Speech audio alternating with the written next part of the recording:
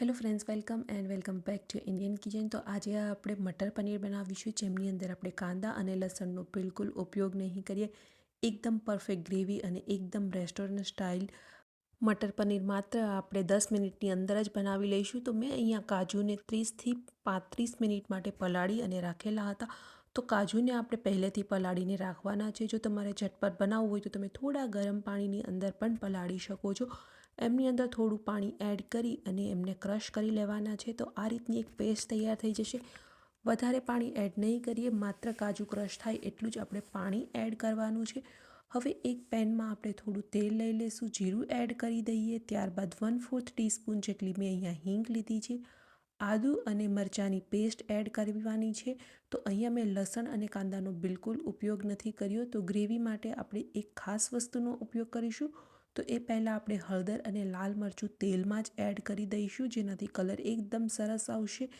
1 ચમચી ધાણા જીરું પાવડર અને 1 ચમચી મેં અહીંયા ચણાનો લોટ લીધેલો છે.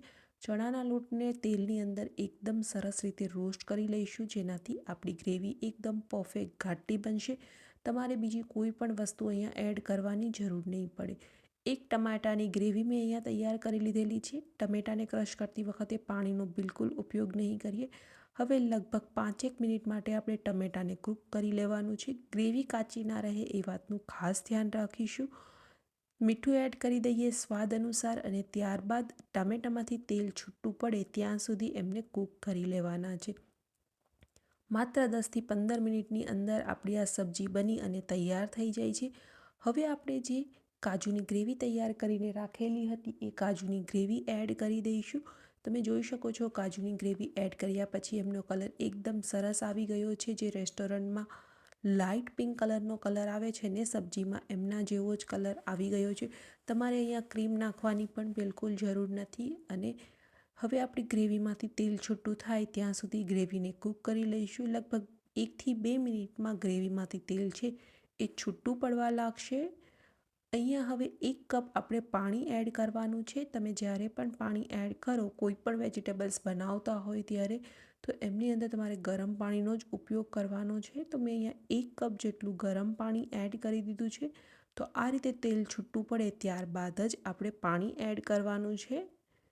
ગરમ પાણી એડ કરી દઈએ 1 કપ જેટલું અને ત્યારબાદ વટાણા એડ કરી દેવાના છે. તો મેં વટાણાને અહીંયા પહેલેથી બોઇલ કરીને નથી રાખેલા. વટાણાને આપણે અહીંયા ગ્રેવીમાં જ બોઇલ કરવાના છીએ. જો તમે પહેલેથી વટાણાને બોઇલ કરીને રાખેલા હોય તો અહીંયા પાણી છે એ તમારે વધારે એડ નથી કરવાનું. તો પાણી માત્ર અડધો કપ જ એડ કરશું, માત્ર આપણે ગ્રેવીની કન્સિસ્ટન્સી માટે. હવે ફરીથી 5 મિનિટ માટે આપણે વટાણાને કૂક કરી લઈએ. અહીંયા મેં ફ્રોઝન વટાણા લીધા છે, એટલા માટે કૂક થતાં વધારે સમય નહીં લાગે. 5 મિનિટમાં આપણા વટાણા છે એ કૂક થઈ જશે અને ગ્રેવી પણ છે એ પરફેક્ટ થઈ જશે. માત્ર 1 જ કપ પાણી એડ કરીશું, વધારે આપણે પાણી એડ નહીં કરીએ. અને તમે જોઈ શકો છો, ધીરે ધીરે આપણી ગ્રેવી છે એ પણ ઘટ થવા લાગી છે અને વટાણા એ પણ પરફેક્ટ રીતે કૂક થઈ ગયા છે. એક વખત વટાણા કૂક થઈ જાય ત્યારબાદ એમની અંદર કસૂરી મેથી એડ કરી દઈએ અને પનીરના ક્યુબ્સ એડ કરી દઈશું. અહીંયા પનીરને આપણે પહેલેથી સાતળવાની કે ફ્રાય કરવાની બિલકુલ જરૂર નથી. મેં ડાયરેક્ટ જ પનીર અહીંયા એડ કરી દીધું છે અને આપણા પનીર મટરની સબ્જી બની અને બિલકુલ તૈયાર થઈ ગઈ છે.